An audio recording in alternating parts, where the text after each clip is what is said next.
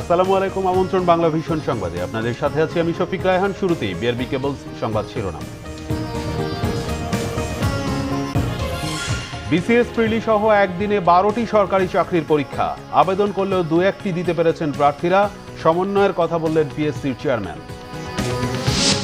জনগণ জাগলে ক্ষমতাসীনরা পালাবার পথ পাবে না, মির্জা ফখরুলের হুঁশিয়ারি। বঙ্গবন্ধুর আদর্শ থাকা পর্যন্ত দেশে সাম্প্রদায়িক সম্প্রীতি বজায় থাকবে বললেন আইনমন্ত্রী। দেশে এখন 16 আনা স্বৈরতন্ত্র, মন্তব্য ডক্টর কামালের। সরকার হটানোর বিকল্প দেখছেন না ডক্টর জাফরুল্লাহ চৌধুরী। দেশে করোনায় আরো 7 জনের মৃত্যু, কমছে না ডেঙ্গুর প্রকোপ। দিনে গড়ে হাসপাতালে ভর্তি হচ্ছে 200 রোগী। ওয়েস্ট ইন্ডিজের বিপক্ষে চরম উত্তেজনার ম্যাচে জয়ের কাছে গিয়েও ভাগ্য ফিরল না বাংলাদেশের। শেষ বলে 4 রান নিতে না পারার আক্ষেপ মাহমুদুল্লাহর। দেখছিলেন বিআরবি কেবল সংবাদ শিরোনাম, এবার বিস্তারিত। 43তম বিসিএস প্রিলিমিনারি সহ 12টি সরকারি চাকরির নিয়োগ পরীক্ষা একই দিনে। অনেক পরীক্ষার্থী একাধিক চাকরির জন্য আবেদন করেছেন, অথচ অংশ নিতে পারছেন মাত্র একটি বা দুটি পরীক্ষায়। এতে বেকার পরীক্ষার্থীদের টাকার অপচয় হচ্ছে, আবার পর্যাপ্ত প্রস্তুতি নিয়েও অন্য পরীক্ষায় অংশ নেয়ার সুযোগও হারাচ্ছেন তারা। ঢাকা শহরের 167টি সহ সারা দেশে প্রায় 400টি কেন্দ্রে শুক্রবার সকাল 10টায় অনুষ্ঠিত হয় 43তম বিসিএস প্রিলিমিনারি পরীক্ষা। 1814টি পদের বিপরীতে প্রতিযোগিতা করছেন 4,35,000 পরীক্ষার্থী। বিসিএস ছাড়াও বাংলাদেশ বিদ্যুৎ উন্নয়ন বোর্ড, সড়ক পরিবহন ও মহাসড়ক বিভাগ, পল্লী বিদ্যুতায়ন বোর্ড, ডিপিডিসি, লোক প্রশাসন প্রশিক্ষণ কেন্দ্র, বিআরটিএ, মহিলা ও শিশু বিষয়ক মন্ত্রণালয়, মৎস্য উন্নয়ন কর্পোরেশন, শিক্ষা প্রকৌশল অধিদপ্তর, অর্থ মন্ত্রণালয় ও বেসামরিক বিমান চলাচল কর্তৃপক্ষের নিয়োগ পরীক্ষাও হয় শুক্রবার। এর মধ্যে সকালেই হয় 9টি পরীক্ষা। যারা বিসিএস পরীক্ষায় অংশ নিয়েছেন তাদের কেউই সকালের অন্য পরীক্ষায় অংশ নিতে পারেননি। এতে বেশ হতাশ অনেকেই। না, একই সময় হলে পরীক্ষা দিতে পারে না। গত সপ্তাহে আমার 4টা পরীক্ষা ছিল, 3টা পরীক্ষা দিতে পারেন একই টাইমে। টাকাটা তো তার কষ্টের টাকা, আসলে এতগুলো অ্যাপ্লাই একসাথে করছে, তার দরকারই করছে, কিন্তু এতগুলো এক্সামের ডেট একসাথে পড়াতে একদমই ঠিক না। একটা মানুষ যদি দূর থেকে আসে সম্ভবত সে একদিনে 2টা পরীক্ষা অ্যাটেন্ড করতে পারে, এর বেশি কোনোভাবে তার পক্ষে পসিবল না। আমার সকালে 2টা পরীক্ষা রয়েছে এবং বিকালেও একটি রয়েছে। এখন বাংলাদেশের যে অবস্থা, আমরা তো বেকার, ম্যাক্সিমাম বেকার। তাদের কাছে যে 4-5টা পরীক্ষার টাকা ফিস নেওয়া হচ্ছে, কিন্তু তারা অ্যাটেন্ড করতে পারছে মাত্র একটা দুটো, তাহলে বাকি 3টা কি হলো? এসব তরুণ বলছেন সবাই বিসিএসে উত্তীর্ণ হবেন না, কিন্তু একই সময়ে হওয়ায় অন্য পরীক্ষাতেও অংশ নেওয়ার সুযোগ হারাচ্ছেন তারা। এতে তাদের সরকারি চাকরির স্বপ্ন অধরা রয়ে যাচ্ছে। সই না, কারণ আমরা একসাথে অনেকগুলো ফর্ম ফিল আপ করি, ওতে আমাদের অনেকগুলো টাকা খরচ হয়। কিন্তু আমরা যদি পরীক্ষাগুলো না দিতে পারি তা আমাদের জন্য তো অনেক বড় একটা সমস্যার কারণ। তার থেকে আমরা অনেক দূর থেকে আসি। আস্তে আস্তে নিয়ে আমাদের সুযোগ দেওয়া উচিত, কারণ আমাদের একটা পড়ার বিষয় আছে, আপনার করোনা গেছে, তাই না? আমাদের আর্থিক অবস্থা তো অধিকাংশ ফ্যামিলির তো সমস্যা। সকালে পরীক্ষা দিচ্ছে, আবার বিকেলে এক ক্যান্ডে থেকে আরেক ক্যান্ডে যেতেও তো সমস্যা। একজন পরীক্ষার্থীর 8টা থেকে 10টা অ্যাপ্লাই করা থাকে, ঠিক আছে, একই টাইমে 4-5টা পরীক্ষা পড়ে যায়, সেক্ষেত্রে সে তো একটার বেশি পরীক্ষা দিতে পারে না। এর জন্য পরীক্ষার্থীর অনেক ভোগান্তি হয়। পরীক্ষার্থীদের দুর্ভোগ ও কষ্ট উপলব্ধি করছেন পিএসসির চেয়ারম্যানও। সকালে রাজধানীতে একটি কেন্দ্র পরিদর্শনে গিয়ে তিনি জানান বিষয়টির সমন্বয় প্রয়োজন। আমরা এই পরীক্ষাটা ডিক্লেয়ার করেছি আরও 6 মাস আগে, সুতরাং এত বড় পরীক্ষা আমাদের পক্ষে আর পরিবর্তন করা এটা খুবই কঠিন। পিএসসি শুক্রবারে শনিবারে আপাতত পরীক্ষা নেবে না যতক্ষণ পর্যন্ত না এটা এই জটটা না কমে। আমরা নিচ্ছি শুক্র শনিবার শুধু সেই পরীক্ষা যে পরীক্ষার্থীরা অন্য কোনো পরীক্ষায় অংশগ্রহণ করার সুযোগ নেই, বেছে বেছে নিয়েছি আমরা। যেমন ধরুন সাব অ্যাসিস্ট্যান্ট ইঞ্জিনিয়ার, তারা অন্য পরীক্ষায় দিচ্ছে না, অসুবিধা হচ্ছে না। যদি ধরেন একটা সমন্বয় করে করা যায় তাহলে ভালো। কিছু পরীক্ষা বিকালেও হচ্ছে, কিন্তু অধিকাংশ শিক্ষার্থী আসেন ঢাকার বাইরে থেকে।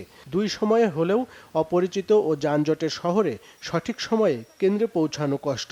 পৌঁছাতে পারলেও মানসিক চাপে পরীক্ষায় মনোযোগও দিতে পারছেন না অনেক পরীক্ষার্থী। আরিফুল হক, বাংলা ভিশন, ঢাকা। বিএনপি মহাসচিব মির্জা ফখরুল ইসলাম আলমগীর বলেছেন, আওয়ামী লীগ দেশকে পঙ্গু ও বিকলাঙ্গ রাষ্ট্রে পরিণত করেছে। এজন্য তাদের বিচার হবে। দলটির নেতাকর্মীদের চাঁদাবাজি ও সিন্ডিকেটের কারণে জিনিসপত্রের দাম বেড়েই চলেছে বলে মন্তব্য করেন তিনি। জনগণ জেগে উঠলে ক্ষমতাসীনরা পালাবার পথ খুঁজে পাবে না বলেও মন্তব্য করেন মির্জা ফখরুল। দ্রব্যমূল্যের ঊর্ধ্বগতির প্রতিবাদে জাতীয় প্রেসক্লাবের সামনে মানববন্ধন করে জাতীয়তাবাদী স্বেচ্ছাসেবক দল। এতে বিএনপি নেতারা অভিযোগ করেন, জনগণের অর্থে নিজেদের পকেট ভারী করছে সরকারি দলের নেতাকর্মীরা, হাজার হাজার কোটি টাকা বিদেশে পাচার করছে। নিত্য পণ্যের দাম মানুষের কেনার সামর্থ্যের মধ্যে নেই বলেও মন্তব্য করেন তারা। একটা জিনিসের দাম আমাদের নিয়ন্ত্রণের মধ্যে নাই। সাধারণ মানুষ এখন আর ভালো খেতে পারে না। হয় কারা? আওয়ামী লীগের লোকেরা। এই দাম বাড়ার পিছনে আওয়ামী লীগের সিন্ডিকেট কাজ করছে, তাদের পকেট ভারী করার জন্য এবং বিদেশে টাকা পাচার করার জন্য। প্রধানমন্ত্রী সুষ্ঠু নির্বাচন চান, আওয়ামী লীগ সাধারণ সম্পাদকের এমন বক্তব্যের সমালোচনা করেন মির্জা ফখরুল। প্রধানমন্ত্রী চান দেশে একটা সুষ্ঠু নির্বাচন হবে, এটা দেখতে চান। অবাধ নিরপেক্ষ নির্বাচন হবে, সেটা দেখতে চান। সবাই ভোট দিতে পারবে, সেটা দেখতে চান। ভূতের মুখে রাম নাম। এই তিনটা ইলেকশন তারা ধ্বংস করলো, গোটা নির্বাচন ব্যবস্থাটা ধ্বংস করে দিয়েছে। এমন একটা অবস্থা দাঁড়িয়েছে যে শরীয়তপুরের এমপি তিনি বলছেন, আমি ঠিক করে দিব কে চেয়ারম্যান হবে, কে মেম্বার হবে, অন্য কেউ দাঁড়াতে পারবে না। আমরা চিন্তাই করতে পারি না। গণতন্ত্রকে একেবারে বঙ্গোপসাগরে ফেলে দিয়ে তারা এখন একটা একদলীয় শাসন ব্যবস্থা বাকশাল প্রতিষ্ঠা করেছে। এদিকে জাতীয় প্রেসক্লাবে আরেক অনুষ্ঠানে বিএনপি নেতা তৈমুর আলম খন্দকারের প্রণীত বইয়ের মোড়ক উন্মোচন করেন দলের মহাসচিব মির্জা ফখরুল ইসলাম আলমগীর। এ সময় তিনি বলেন, বিচার বিভাগ, প্রশাসন সহ সবকিছু ধ্বংস করেছে সরকার। বর্তমানে বাংলাদেশে একটা অস্বাভাবিক, একটা বিকৃত অবস্থা বিরাজ করছে। আমি সরাসরি বলি যে আওয়ামী লীগ সবার আগে তাদের বিচার হবে এই জন্যে যে তারা বাংলাদেশ রাষ্ট্রটাকে একটা পঙ্গু এবং বিকলাঙ্গ একটা রাষ্ট্রে পরিণত করে ফেলেছে। আমাদের সমস্ত অর্জনগুলোকে সে ধ্বংস করেছে। মঙ্গলবার নয়াপল্টনে পুলিশের সাথে ধাওয়া পাল্টা ধাওয়ার ঘটনায় দায়ের করা মামলা প্রত্যাহার ও নেতাকর্মীদের মুক্তির দাবি জানান মির্জা ফখরুল। আমি কালকে ম্যাডামকে দেখতে গিয়েছিলাম, আল্লাহর অশেষ রহমতে তিনি এখন ভালো আছেন। আপনারা সবাই দোয়া করবেন। জাহাঙ্গীর আকন্দ, বাংলা ভিশন, ঢাকা। বাংলাদেশ কখনোই সাম্প্রদায়িক রাজনীতিকে প্রশ্রয় দেয় না বলে জানিয়েছেন আইনমন্ত্রী অ্যাডভোকেট আনিসুল হক। তিনি বলেন, যতদিন দেশে বঙ্গবন্ধুর আদর্শ রয়েছে ততদিন সাম্প্রদায়িক সম্প্রীতিও বজায় থাকবে। আর তথ্য ও সম্প্রচার মন্ত্রী ডক্টর হাসান মাহমুদ জানিয়েছেন, সাম্প্রদায়িক সম্প্রীতি বিনষ্টের অপচেষ্টার বিরুদ্ধে সরকারের তাৎক্ষণিক পদক্ষেপকে সাধুবাদ জানিয়েছেন ভারতের সাংবাদিকরা। শুক্রবার ব্রাহ্মণবাড়িয়ায় আখাউড়া উপজেলা প্রশাসনের এক অনুষ্ঠানে অংশ নেন আইনমন্ত্রী অ্যাডভোকেট আনিসুল হক। এ সময় মন্ত্রী বলেন যে কুচক্রী মহল তাদের নিজ স্বার্থ বাস্তবায়নে সহিংসতা ঘটিয়েছিল, জনগণ তাদের মেনে নেয়নি। বাংলাদেশের অসাম্প্রদায়িক চেতনা অক্ষুণ্ণ থাকবে বলেও আশা প্রকাশ করেন আইনমন্ত্রী। যে কুচক্রী মহল কিছু তাদের নিজস্ব এবং ব্যক্তিগত স্বার্থ এবং কিছু দলীয় স্বার্থ যা তদন্তে বেরিয়ে আসছে সেটা চরিতার্থ করার জন্য গন্ডগোল লাগিয়েছিল, কিন্তু সেটা জনগণ গ্রহণ করে নাই। এদিকে ভারত সফর শেষে নিজ সরকারি বাসভবনে সাংবাদিকদের সাথে মতবিনিময় করেন তথ্য ও সম্প্রচার মন্ত্রী ডক্টর হাসান মাহমুদ। এ সময় তিনি বলেন, নির্বাচনে অংশ না নিলে বিএনপির জন্যই হবে তা ক্ষতিকর। কথা বলেন সাম্প্রদায়িক সহিংসতা নিয়েও। বিএনপি প্রতিবার নির্বাচনের আগে এ ধরনের কথাবার্তা বলে। তারা 2018 সালের নির্বাচনের আগেও এ ধরনের কথাবার্তা বলেছিল। পরবর্তীতে তারা নির্বাচনে গেছে। আমি ব্যক্তিগতভাবে মনে করি 2014 সালের নির্বাচন বর্জন বিএনপির জন্য একটি আত্মহননের মতো সিদ্ধান্ত ছিল। 2018 সালের নির্বাচনে অংশগ্রহণ করা না করা নিয়ে যে দুদল্যমানতা, সেটি বিএনপিকে ক্ষতিগ্রস্ত করেছে। তো বিএনপি যদি নির্বাচনে না গিয়ে আবারও আগের পথ অনুসরণ করে, সেটি বিএনপির জন্যই ক্ষতি ডেকে আনবে। মুহিবুল্লাহ মুহিব, বাংলা ভিশন, ঢাকা। দেশে 16 আনা স্বৈরতন্ত্র বিরাজ করছে বলে মন্তব্য করেছেন গণফোরাম সভাপতি ডক্টর কামাল হোসেন। এই সরকার থেকে দেশবাসীকে মুক্ত করে 2 বছরের জন্য জাতীয় সরকার গঠন করার পরামর্শ দিয়েছেন ডাক্তার জাফরুল্লাহ চৌধুরী। আগামী নির্বাচনে জনগণের ভোটাধিকার প্রতিষ্ঠা করা না গেলে দেশের অস্তিত্ব সংকটে পড়ার আশঙ্কার কথাও বলেন তারা। জাতীয় প্রেস ক্লাব মিলনায়তনে গণসংহতি আন্দোলনের জাতীয় প্রতিনিধি সম্মেলন। এতে অংশ নেন বিভিন্ন রাজনৈতিক দলের নেতা ও বিশিষ্টজনেরা। সাম্প্রতিক সময়ে ধর্মীয় সহিংসতার ঘটনায় সরকারি দলের স্থানীয় নেতাকর্মীদের মদদ ও সম্পৃক্ততা ছিল বলে অভিযোগ করেন বক্তারা। তারা বলেন, একদলীয় শাসনের কারণেই দেশে নানা সংকট সৃষ্টি হচ্ছে। এই রকম ভণ্ডরা, তাদের বিরুদ্ধে কোনো আপোষ করা যাবে না, নিরন্তর লড়াই করতে হবে এবং সেই লড়াইয়ে জিতবো আমরা। আওয়াজ কিংবা জিতবো। রাষ্ট্রশক্তি যখন মানুষের ভোট কেড়ে নেয়, এত বড় জবরদস্তি সমাজে চাপিয়ে দেয়, তার অর্থ হচ্ছে সমাজে যে যার মতো করে, যার হাতে শক্তি আছে, সে জবরদস্তি করতে থাকবে এবং তার প্রকাশ আজকে আমরা দেখতে পাচ্ছি। বর্ষিয়ান রাজনীতিক ডক্টর কামাল হোসেন বলেন, দেশের মানুষ এখন একটা পরিবর্তন চায়, আর ঐক্যবদ্ধ আন্দোলন করে জনগণের সরকার প্রতিষ্ঠার কথা বলেন ডাক্তার জাফরুল্লাহ চৌধুরী। এই নির্বাচনকে আমাদেরকে আনতে হলে আমাদেরকে আজকের এটাকে আমাদের প্রত্যেক জায়গায় জায়গায় রাখতে হবে। আমাদেরকে এই সরকারের হাত থেকে মুক্তি পেতে হবে এবং এখানে জাতীয় সরকার 2 বছরের বাকি যে সময়টা আছে সবগুলি অন্যায় আচরণগুলির পরিবর্তন আনতে হবে। 2 কোটি মানুষকে আজকে তাদের খাদ্য দিতে হবে। দেশে একটা 16 আনা স্বৈরতন্ত্র বিরাজ করছে, তাই আজকে বাঁচাতে হলে দেশকে, এবং দেশকে অবশ্যই বাঁচাতে হবে। কেন দেখেন, দেশে বিরাজমান অবস্থা কি, কোনো কিছু জনগণের নিয়ন্ত্রণে না। যে আপনারা নিজের নিজের এলাকায় জনগণকে ঐক্যবদ্ধ করে ডাক দেবেন রাজপথকে দখল করতে। সারা দেশে যখন রাজপথ জনগণের দখলে আসবে, তখন কিন্তু আমরা আসল পরিবর্তনের শক্তি সঞ্চয় করব এবং পরিবর্তন তখন আমরা আনতে বাধ্য করব। আমাদের দেশের ইতিহাসে আমরা দেখেছি, জনগণ যখন ঐক্যবদ্ধ হয়, কোনো শক্তি তার সামনে দাঁড়াতে পারে না। গণতন্ত্র ফিরিয়ে আনতে ঐক্যবদ্ধ আন্দোলনের আহ্বান জানান বক্তারা। মিরাজ হোসেন গাজী, বাংলা ভিশন, ঢাকা। মুক্ত গণমাধ্যম দেশের শান্তি, নিরাপত্তা ও গণতন্ত্র রক্ষা করে বলে মন্তব্য করেছেন প্রধানমন্ত্রীর সাবেক তথ্য উপদেষ্টা ইকবাল সোবহান চৌধুরী। গণমাধ্যমের উন্নয়ন হলে দেশের উন্নয়ন হয় বলেও উল্লেখ করেন তিনি। শুধু ক্লিন ফিড নয়, পাশাপাশি পে চ্যানেল ব্যবস্থা বাস্তবায়ন, সামাজিক যোগাযোগ মাধ্যমে বিজ্ঞাপন নিয়ন্ত্রণের আহ্বান জানিয়েছেন ডিবেট ফর ডেমোক্রেসির চেয়ারম্যান হাসান আহমেদ চৌধুরী কিরণ। বিদেশি চ্যানেলে ক্লিন ফিড বাস্তবায়ন দেশের ইলেকট্রনিক মিডিয়ার মান উন্নয়ন করবে শিরোনামে বিতর্কের আয়োজন করে ডিবেট ফর ডেমোক্রেসি। এফডিসি মিলনায়তনে আয়োজিত বিতর্কে অংশ নিয়ে বিতার্কিকরা এর পক্ষে বিপক্ষে যুক্তিতর্ক তুলে ধরেন। ছায়া সংসদ বিতর্কের সভাপতি হাসান আহমেদ চৌধুরী কিরণ বলেন, ক্লিন ফিড ব্যবস্থা বাস্তবায়ন করায় দেশের টিভি মিডিয়া লাভবান হবে। টেলিভিশনের জন্য স্থায়ী জায়গা, ঋণ দেওয়া সহ 8 দফা সুপারিশ করেন তিনি। এসব বাস্তবায়ন হলে দেশীয় টেলিভিশনগুলো চলতে আর কোনো সমস্যা হবে না বলে মনে করেন তিনি।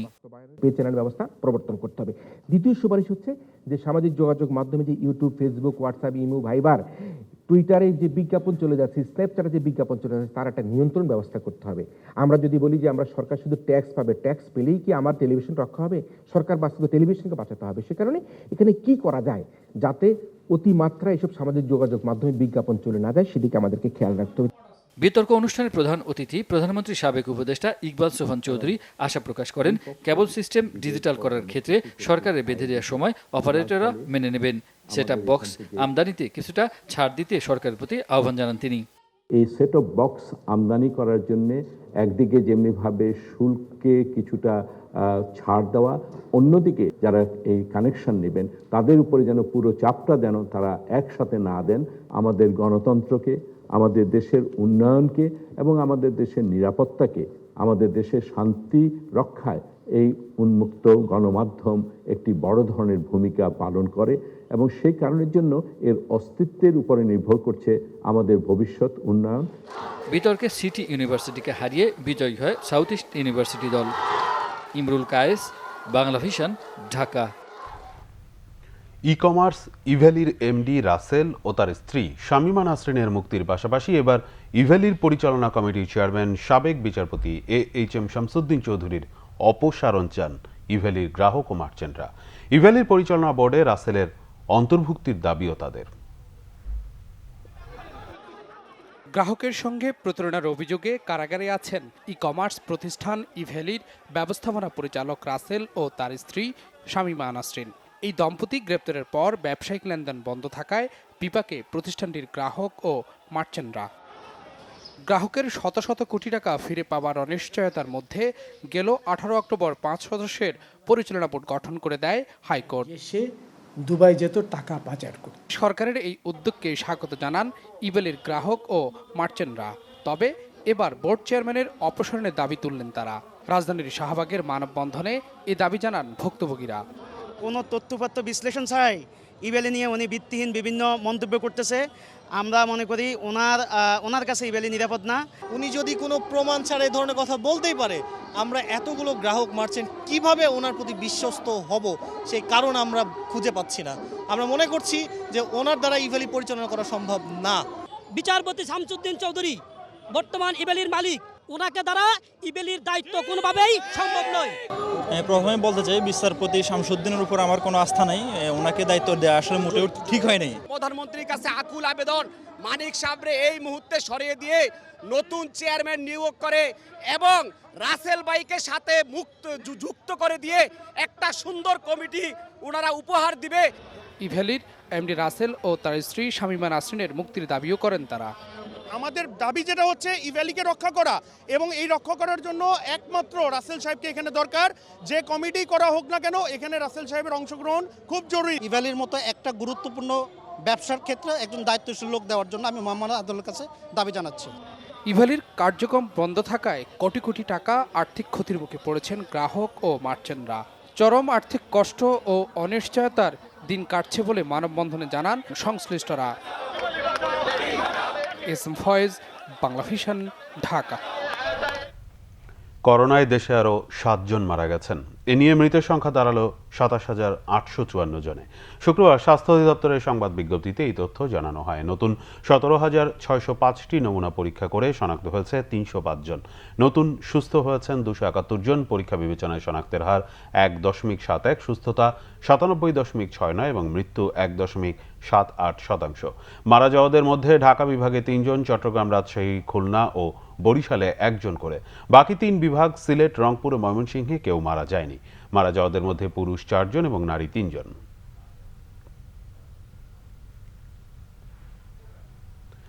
দেশে গড়ে প্রায় 200-র মতো ডেঙ্গু রোগী প্রতিদিন হাসপাতালে ভর্তি হচ্ছে। এর মধ্যে বেশিরভাগই শিশু। চিকিৎসকদের আশা বৃষ্টি কমে যাওয়ায় শিগগিরই কমে আসবে ডেঙ্গুর প্রকোপ। এদিকে শুক্রবার দেশে নতুন করে ডেঙ্গু আক্রান্ত হয়েছে 130 জন। করোনা নিয়ন্ত্রণে চলে আসলেও ডেঙ্গু আতঙ্ক এখন দেশের সবখানে, বিশেষ করে রাজধানী ঢাকাতে। 200-র কাছাকাছি রোগী প্রতিদিন হাসপাতালে ভর্তি হচ্ছেন। এই আক্রান্তদের মধ্যে সবচেয়ে বেশি শিশু, প্রায় 32%। অক্টোবর মাসের শেষে এসেও সেপ্টেম্বর মাসের মতো ঢাকা শিশু হাসপাতালের 16 বেডের ফাঁকা নেই একটিও। আমি স্কুল থেকে আসার পরে ঠিক আছিলাম, মাথা ব্যথা করতেছিল। আমি তো আর জানি না, পরে বিকাল থেকে আমার জ্বর আসছিল। পরে থেকে আমি সোমবারে এখানে আসছি। বৃহস্পতিবার দিন সারাদিনই ভালো খেলতেছি, বিকালে হঠাৎ করে বলতেছে মা আমার মাথা ব্যথা করতেছে। বলার পর শুইছে। এই কিছুক্ষণ পর দেখি যে এত পরিমাণে জ্বর আসছে। পরে জ্বরে একটা গা পুড়ে যেতেছে, এত জ্বর শরীরে, শরীর মশাই ওষুধ খাওয়াই কিছুতেই কমে না। পরে আমরা শনিবারে এখানে নিয়ে আসছি। ওর গায়ে সারা র্যাশ ছিল, আর বাচ্চা খাচ্ছিল না, একদম নির্জীব হয়ে পড়ে গেছিল। এখন আলহামদুলিল্লাহ ডেঙ্গু অনেকটা নিয়ন্ত্রিত। এখন তার ডায়রিয়া। 1 সপ্তাহ গড়ে 200-র বেশি রোগী হাসপাতালে ভর্তি হবার পর 15 অক্টোবর প্রায় 100-তে নেমে এসেছিল ডেঙ্গু রোগীর সংখ্যা। 1 সপ্তাহ পর আবার তা বাড়তে থাকে। আগের বছরের অভিজ্ঞতা অনুযায়ী অক্টোবরের শেষে এডিস মশার উপদ্রব কমে আসে, সেই সাথে কমে আসে ডেঙ্গু রোগী। কিন্তু এখনও আক্রান্তের সংখ্যা ঊর্ধ্বমুখী থাকায় চিন্তিত চিকিৎসকরা। ডেঙ্গুর পেশেন্ট আসলে মাঝে আমাদের কমে গিয়েছিল গত 2 সপ্তাহ, কিন্তু রিসেন্টলি আবার 1 সপ্তাহখানেক থেকে আমাদের পেশেন্ট বাড়তেছে অনেক, এবং বেশিরভাগই পেশেন্ট খারাপ হয়ে আসতেছে। আর এটার কারণ হয়তো বা আমাদের সচেতনতার কম। মারা হচ্ছে কতটুকু পানি খাওয়াবে, কি খাওয়াবে এটা হিসাব রাখতেছে না, এই কারণেই সব খারাপ পেশেন্ট আসছে। আর বেশিরভাগ খারাপ পেশেন্টগুলোই দেখা যাচ্ছে আমাদের হেলদি বাচ্চা, এটাই হচ্ছে সমস্যা। আমরা আশা করতেছি যে কমে আসবে, কিন্তু ওই যে বৃষ্টি হয়ে আবার হচ্ছে না, এই জন্যই সমস্যাটা হচ্ছে। দেশে বর্তমানে মোট 851 জন রোগী ভর্তি রয়েছেন হাসপাতালে। ঢাকায় 688 জন এবং ঢাকার বাইরে 163 জন। এবছর 23,227 জন রোগী ডেঙ্গুতে আক্রান্ত হয়েছেন, এর মধ্যে মারা গেছে 89 জন। নাইম হাসান, বাংলা ভিশন, ঢাকা। শরীয়তপুরের চিতলিয়া ইউনিয়নে নির্বাচনে প্রতিদ্বন্দ্বী প্রার্থীদের স্বাক্ষর জাল করে মনোনয়নপত্র প্রত্যাহারের অভিযোগ উঠেছে। এর ফলে ইউপির সব পদে প্রার্থীরা বিনা প্রতিদ্বন্দ্বিতায় নির্বাচিত হয়েছেন। স্থানীয় সংসদ সদস্যের নির্দেশে এমনটা হয়েছে। রিটার্নিং কর্মকর্তা আলমগীর হোসেনের এমন একটা গোপনে ধারণ করা ভিডিও ফেসবুকে ছড়িয়ে পড়েছে। শরীয়তপুর সদর উপজেলার 10টি ইউনিয়নের নির্বাচন অনুষ্ঠিত হবে আগামী 11 নভেম্বর। এর মধ্যে চিতলিয়া ইউনিয়নে চেয়ারম্যান পদে 3 জন, সাধারণ সদস্য পদে 48 জন ও সংরক্ষিত নারী সদস্য পদে 12 জন মনোনয়ন জমা দেন। তাদের মধ্যে মনোনয়ন বাতিলের খবর পাওয়া গেছে 2 চেয়ারম্যানের, সাধারণ সদস্য পদের 39 জনের ও সংরক্ষিত নারী সদস্য পদের 9 জনের। ফলে একজন করে প্রতি পদে প্রার্থী থাকায় বিনা ভোটে তাদের নির্বাচিত ঘোষণা করা হয়। প্রার্থীরা অভিযোগ করেন 27 অক্টোবর প্রতীক বরাদ্দ আনতে গেলে জানতে পারেন যে তারা মনোনয়ন প্রত্যাহার করেছেন। নাম্বার আমি আমার এই মনোনয়নপত্র এখান থেকে যে যা সই করে উঠে নিছে এই বিচার চাই, আর আমি নির্বাচন চাই। শুনছি যে না আমি মেম্বার ইলেকশন করবো, আমার নমিনেশন নাকি তারা বাতিল করে দিয়েছে, সেই জন্য আমি জানতে আসছি। শুনলাম নাকি এনে কীভাবে কী হয়েছে সেটা আমি ভালোভাবে জানতে পারিনি, কিন্তু শুনলাম নাকি আমার মনোনয়ন পত্র অন্য জাল সই দিয়ে আপনি প্রত্যাহার করেছেন। পরে বললাম না আমি করিনি। বলো যে আপনার সাইন টেন সব কিছু ওকে করা আছে। আমি বললাম ঠিক আছে, আমার সাইন করেন, চেক করেন। আমার চেয়ারম্যান সিলেকশনের চেয়ারম্যান বুঝলেন, আমরা কালকে আসি নেই স্যার, তারা বলে আমরা শুনি যে আমাকে টাকা নাকি বলে আমরা আমরা নেই। এদিকে প্রার্থীদের সঙ্গে রিটার্নিং কর্মকর্তার কথোপকথনের একটি গোপন ভিডিও ছড়িয়ে পড়েছে ফেসবুকে। এখন এমপি স্যারের সাথে সিদ্ধান্ত হয়েছে যে চিতলি ইউনিয়নে নির্বাচন হবে না, সবাই সিলেক্ট হবে, এই কথা এমপি মহোদয় বলেছে। আমার তো বলার কথা নাই, এখন যদি বলে থাকি এখন কোন প্রেক্ষিতে এটা বলা হয়েছে আমার তো বলার কথা নাই, কারণ নির্বাচনী আচরণ বিধিমালার মধ্যে এটা পড়ে না। তবে রিটার্নিং কর্মকর্তার সাথে কোনো কথা হয়নি বলে দাবি শরীয়তপুর 1 আসনের সংসদ সদস্য ইকবাল হোসেন অপুর। সুষ্ঠু সমাধান না পেলে আইনের আশ্রয় নেওয়ার কথা জানিয়েছেন প্রার্থীরা। Bangla Vision news desk. 3 দিনেও উদ্ধার করা যায়নি পাটুরিয়ায় ডুবে যাওয়া ফেরি আমানত শাহ। ফেরিটি উদ্ধারকারী জাহাজ হামজার পর প্রত্যয়ের যোগ দেওয়ার কথা থাকলেও বিআইডব্লিউটিসি এবার জানিয়েছে উদ্ধারে যুক্ত হবে রুস্তম। তৃতীয় দিনের অভিযানে উদ্ধার করা হয়েছে আরও 2টি ট্রাক। এ নিয়ে 13টি পণ্যবাহী যানবাহন ও 2টি মোটরসাইকেল উদ্ধার করা হলো। মানিকগঞ্জের পাটুরিয়ার ফেরিডুবির ঘটনায় তৃতীয় দিনের উদ্ধার অভিযান শুরু হয় শুক্রবার সকাল 8টা থেকে। ক্ষতি তো আপনারা দেখতেই পাচ্ছেন যে গাড়ি আসলে কীরকমের ক্ষতি হয়, রাস্তায় কীরকম থাকে আর পানিতে কীরকম ছিল।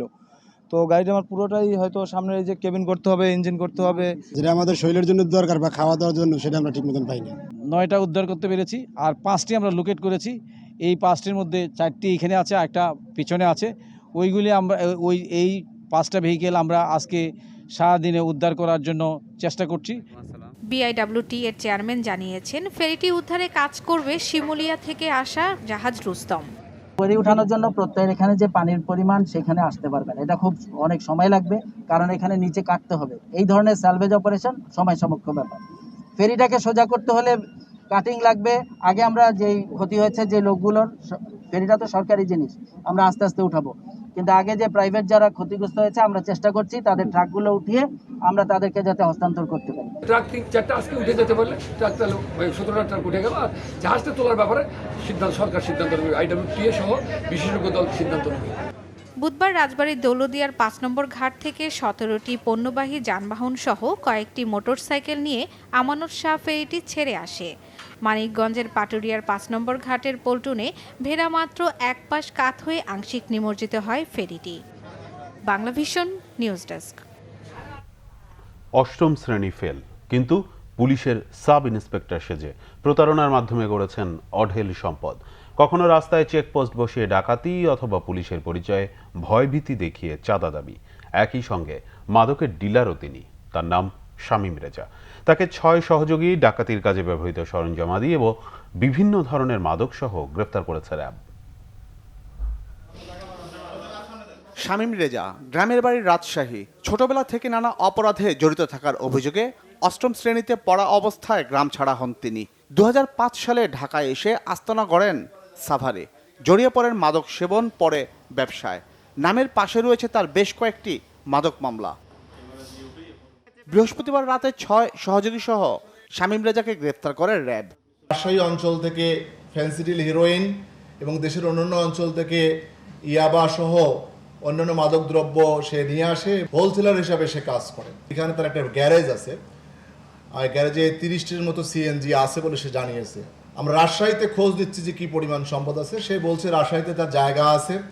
সম্প্রতি কৌশল পরিবর্তন করে শামীম জড়ান নতুন অপরাধে। পরিচয় দেন পুলিশের সাব ইন্সপেক্টর। শামীম রেজার নাম পরিবর্তন করে হয়ে যান এসআই আমিনুল ইসলাম। পরে নকল ID card, uniform, walkie talkie set ব্যবহার করে গড়ে তোলেন বিশাল বাহিনী। সাভার, আশুলিয়া, নবীনগরের ফাঁকা রাস্তায় সুযোগ বুঝে চলে তার নানা অপকর্ম।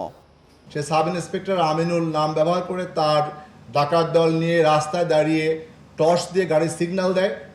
তখন মানুষ মনে করে যে স্বাভাবিকভাবে পুলিশ হয়তো পরীক্ষার জন্য গাড়ি সিগন্যাল দিছে। সিগন্যাল দেওয়া মাত্র তারা অস্ত্রশস্ত্র সহ আক্রমণ করে উইদিন 5 মিনিটস তাদের মালামাল লুটপাট করে তারা পালিয়ে যায়। তাদের জমি জমা দখল করার সহযোগিতা করে। এর বাইরে মানুষের টাকা উদ্ধার, ব্যবসায়িক টাকা পয়সা নিয়ে লেনদেন থাকে। সেখানেও ইউনিফর্ম পরিহিত অবস্থায় ভয়ভীতি দেখায় টাকা উদ্ধার করা বা এক পক্ষে কাজ করা, সে কাজটি করে। শামীম রেজা গোয়েন্দা জালে ধরা পড়লেও তার পলাতক অন্য সহযোগীদের গ্রেফতারে অভিযান অব্যাহত রয়েছে। জিয়া খান, বাংলা ভিশন, ঢাকা। কুমিল্লায় সাম্প্রদায়িক সহিংসতার মামলায় ইকবাল সহ 4 আসামির 5 দিনের রিমান্ড মঞ্জুর করেছে আদালত। সিআইডির সহকারী পুলিশ সুপার এনামুল হক জানান, শুক্রবার দুপুরে তাদেরকে কুমিল্লা চিফ জুডিশিয়াল ম্যাজিস্ট্রেট আদালতে তোলা হয়। সে সময় সিআইডি 7 দিনের রিমান্ড চাইলে আদালত দ্বিতীয় দফায় 5 দিনের রিমান্ড মঞ্জুর করে। এর আগে 23 অক্টোবর আসামি ইকবাল, দারোগাবাড়ি মাজারের 2 সহকারী খাদেম সহ 4 জনকে 7 দিনের রিমান্ড মঞ্জুর করে আদালত। এর আগে 21 অক্টোবর রাতে কক্সবাজার সমুদ্র সৈকত এলাকার সুগন্ধা পয়েন্ট থেকে ইকবালকে আটক করে পুলিশ। মন্দিরে হামলা ও ভাঙচুরের ঘটনায় কুমিল্লার বিভিন্ন থানায় 9 মামলায় আসামি 791 জন। মাসের শেষ সাপ্তাহিক ছুটির দিনে রাজধানীর বাজারে আরও উত্তাপ। শাকসবজি, চাল, ডাল, তেল সহ প্রায় সব নিত্যপণ্যের দামই চড়া। মাছ মাংসের দরেও ঊর্ধ্বগতি, অথচ কোনো পণ্যেরই সরবরাহে কমতি নেই। অক্টোবরের শেষ পর্যায়ে রাজধানীর কাঁচা বাজারগুলোতে শীতের আগাম শাকসবজির সরবরাহ প্রচুর, কিন্তু দামের পারদ তুঙ্গে। বেগুন, করলা, ঢেঁড়স, বরবটি কোনো সবজিরই কেজি 60 টাকার নিচে নয়। শিম 160 টাকা দরে, কাঁচামরিচ 160 টাকা থেকে 200 টাকা কেজি। 200 টাকা কেজি কাঁচামরিচ নিল, 500 দাম 100 টাকা কেজি। সপ্তাহ থেকে এই সপ্তাহে একটু দাম বেশি, সিমের দামটাও বেশি, 160 টাকা কেজি, গোল বেগুন 100 টাকা কেজি, টমেটো 120 টাকা কেজি। সবজির চড়া দাম নিয়ে যৌক্তিক জবাব নেই বিক্রেতাদের কাছে। সামনের সপ্তাহে আরো কম পড়বে। এখন দাম কি জন্য বেশি এটা বলতে পারি না, মানে অনেক পাইকারি বাজারে অনেক বেশি। ডিম, ব্রয়লার মুরগির দাম আগের থেকেই চড়া। প্রতি কেজি ব্রয়লার মুরগির দাম 180 টাকা। এর পেছনে খাদ্যের দাম, বাচ্চার দাম বেশি সহ নানা অজুহাত বিক্রেতাদের। মুরগির দাম 130 থেকে সর্বোচ্চ 50 টাকা হওয়া উচিত, কিন্তু আজকে 180 টাকা কিনলাম। খাবারের দাম বাড়তি, বাচ্চার দাম বাড়তি। আগে যে বাচ্চা ছিল 33 টাকা, এখন যে বাচ্চা 66 টাকা। 130, 20 এরকম, এখন 180। বেশি না, অনেক বেশি। 26 অক্টোবর থেকে ইলিশ ধরা শুরু হলেও দাম সাধারণ মানুষের নাগালের বাইরে। প্রচুর সরবরাহ থাকলেও দেশি মাছের দাম বাড়তির দিকে। 1 কেজি 200-300 গ্রাম ওজনের মাছ এগুলো আমরা বেচতেছি 1200 টাকা কেজি, আর 1.5 কেজির গুলা 1300, 1350 এরকম। পণ্যের দাম লাগাম টানতে সরকারকে কঠোর পদক্ষেপ নেওয়ার দাবি ক্রেতাদের। তরকারি তো সবই আপনার আমাদের সাধারণ মানুষের কিনার বাইরে, নাগালের বাইরে। অনেক মুশকিল, আমাদের গরিবের জন্য অনেক মুশকিল হয়ে গেছে। এদিকে মিনিকেট, নাজিরশাইল চালের দাম নতুন করে আর বাড়েনি। বিয়ার 28, 29 মোটা চাল গেল সপ্তাহের চেয়ে কেজিতে আরও 2 টাকা বেড়ে বিক্রি হচ্ছে 52 টাকায়। 29-এ বাজার দর হলো 52, 28-এর বাজার দর হলো 52। সৈকত সাদিক, বাংলা ভিশন, ঢাকা।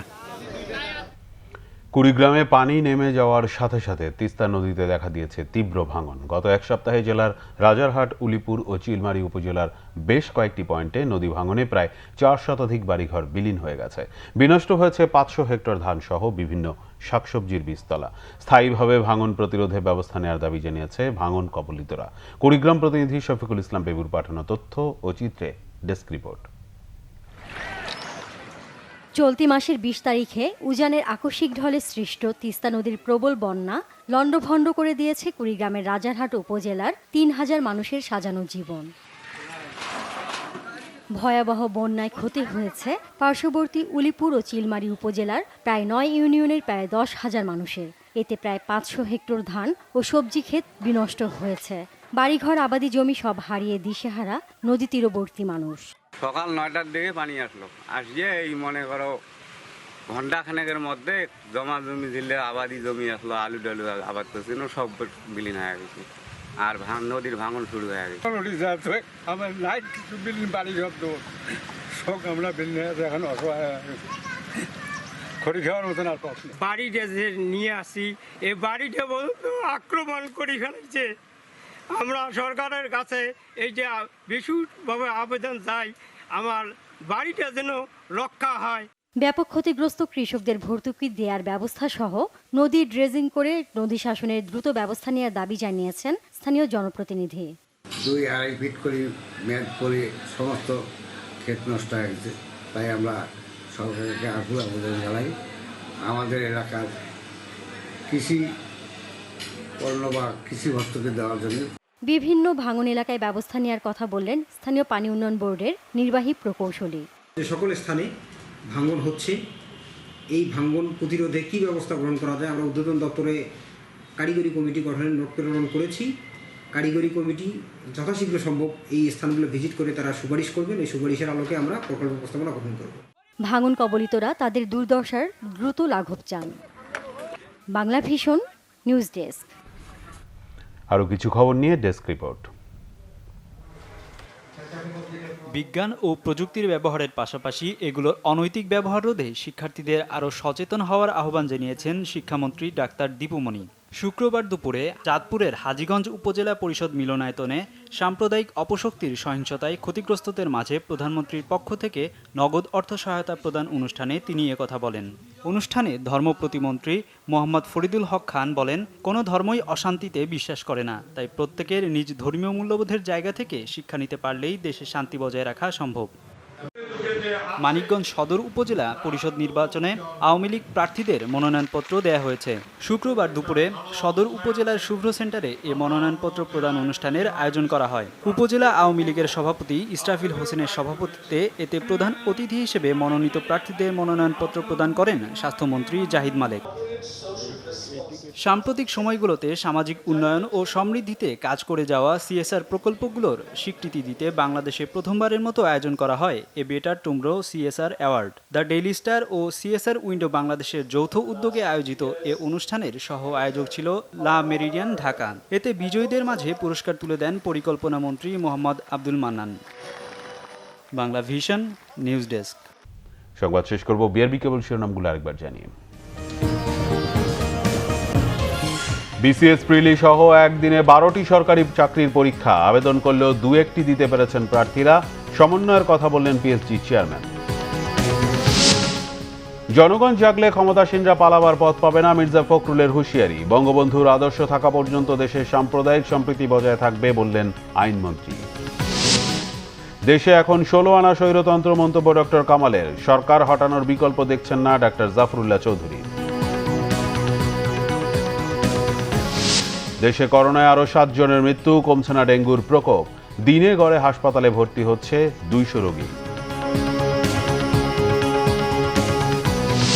ওয়েস্ট ইন্ডিজের বিপক্ষে চরম উত্তেজনার ম্যাচে জয়ের কাছে গিয়েও ভাগ্য ফিরল না বাংলাদেশের। শেষ বলে 4 রান নিতে না পারার আক্ষেপ মাহমুদুল্লাহর। এই ছিল এখনকার মতো। পরের সংবাদ রাত 1টায় দেখার আমন্ত্রণ রইল। এছাড়া বাংলা ভিশন সংবাদ ও সংবাদ সংশ্লিষ্ট অনুষ্ঠান দেখতে ভিজিট করুন www.bvnews24.com ও facebook.com/banglavisionnews এবং সাবস্ক্রাইব করুন youtube.com/banglavisionnews। এতক্ষণ সাথে থাকায় ধন্যবাদ সবাইকে।